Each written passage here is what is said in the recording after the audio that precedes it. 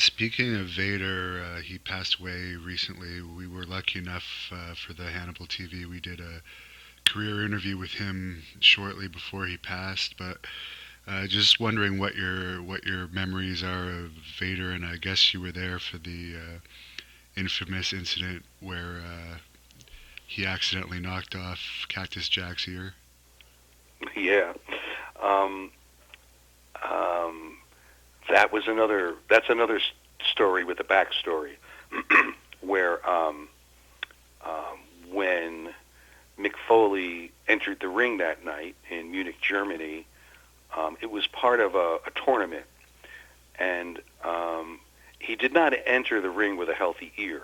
I mean, his ears were hanging off from months and months of abuse of doing that the one move where he inserts his head between the center and top rope from inside the ring, and then launches himself over, and so he's pretty much hung up in the ropes with the ropes tangled around his neck, and the referees would open up the ropes and he would go through and fall to the floor. But each time he did that, his ear was nicked little by little by little. So he was taping his ears down to the side of his head by the time we got to Europe. So that was just the final, the final coup de grace of that, of his ear.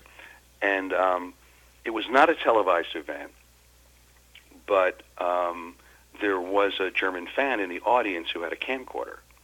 And I have the footage of the match, and I've used it in my stage show to tell the story, where you see the incident where he goes over.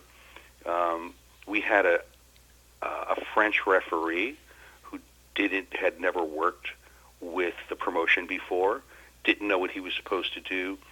We had a ring crew that was European that had tightened the ropes to a point where you had a referee who didn't know to pull the ropes apart if he could, ropes that were extra tight, and so when Mick went through, it was the final straw for that ear. And when he got back in and he got slugged in the side of the head, the ear flew off. And so you see that on this tape that I bring around and show at the shows, at my Body Slam shows.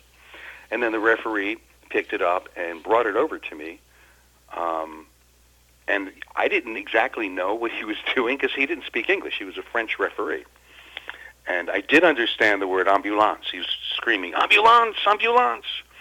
So when I realized that I was holding Mick's ear, I brought it backstage, and Ric Flair was in charge that night.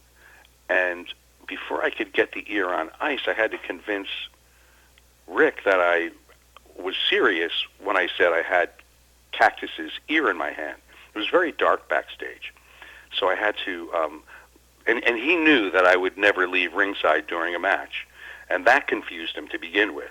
Like, what are you doing here? You're supposed to be out there.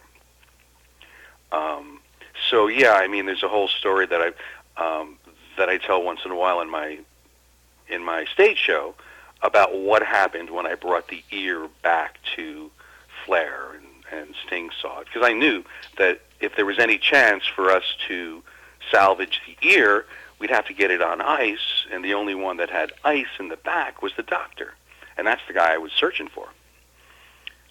Yeah, so I was in the middle of that one.